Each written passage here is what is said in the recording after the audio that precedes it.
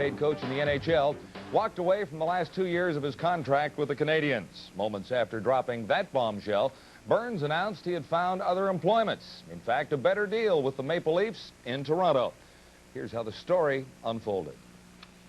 The organization has been good to me, and I owe the organization to allow it to function effectively. And as a result, I have submitted my resignation to Serge Savard effective today. I have a further announcement to make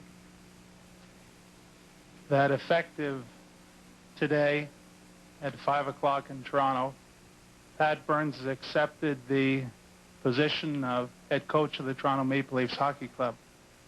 From there, Burns and Meehan boarded a plane for Toronto, where at 4:33 Eastern Time, Cliff Fletcher, the president and general manager of the Maple Leafs, introduced Burns to the Toronto media for the first time as the team's head coach.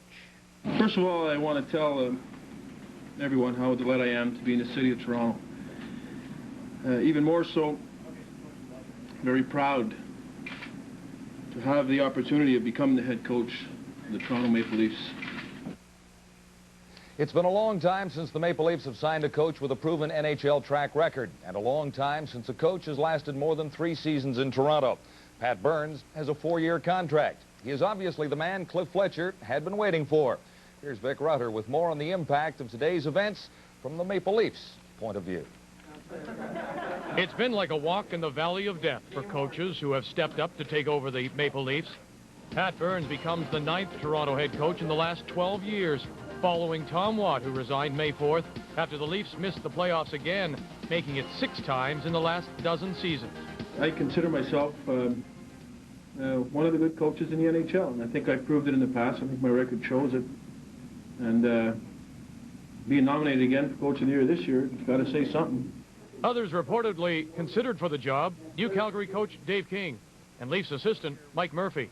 However, President Cliff Fletcher says he never led anybody astray. It was speculated in the media that Mike was being considered for the head coaching job, but Mike and I had discussions on the topic, and I think he had everything in perspective. Burns takes over a team with a solid base from the goaltending of Grant Fuhr, the defense led by Dave Ellett, and forwards Doug Gilmour and Wendell Clark. I've always been a Clarkie fan. I think Wendell Clark is one guy that is important on this club, and I think that things are getting better. Burns may also have had his choice of teams. One rumor was also Los Angeles, but he chose Toronto. It's part of the original 6 teams. I think it has the same philosophy, the same kind of feeling here in Toronto as that they had in Montreal. That people talk hockey, love hockey, and maybe I don't want to go to practice with some sandals on. I may want to come with some good boots on and come to work.